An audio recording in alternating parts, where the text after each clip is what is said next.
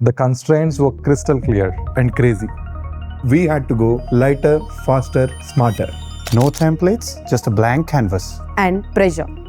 So orbital is one thing, but reaching orbit is a different beast altogether.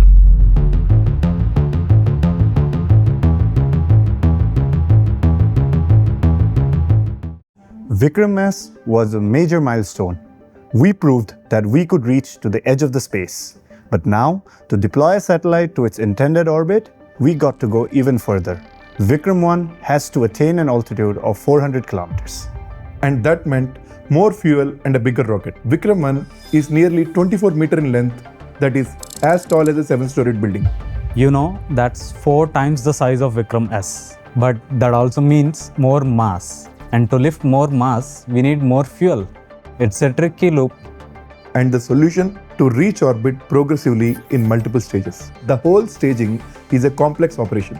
Each stage is designed to take the rocket to a particular altitude and velocity. Once this stage is burnt out, it gets ejected. Then the next stage ignites and rocket continues its ascent.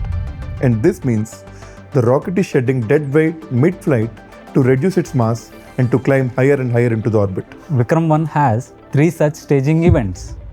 Now, how do you eject a part of rocket mid-flight? To achieve this, you need a system that activates when the rocket has reached its target altitude to separate the spent stage. And the second thing is a mechanism that pushes the stage away and lets the rest of the rocket climb up. Designing stage separation system is very complex and devils in the details. The momentum, shocks, vibrations, the G-forces acting on the rocket, you have to consider a whole lot of parameters. A single miscalculation can lead to collision between stages during flight. For Vikram 1, we use pneumatic separation mechanism. It's like a small canister with bolts and pins that is pressurized by a gas for separation.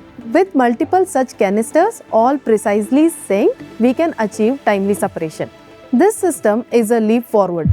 In conventional rockets, a pyro or explosive-based mechanism is used to separate the stages, but that creates a lot of shock. And we were the first private company in India to develop such a low-shock pneumatic separation system, all in-house by our young team.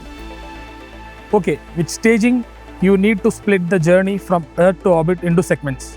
But this path isn't a straight line, so you need a system to steer the rockets along its defined path. Aeroplanes have flaps on their wings to achieve it. But what of a rocket? We have something called flex nozzle system. It's a complex system, but its principles are simple.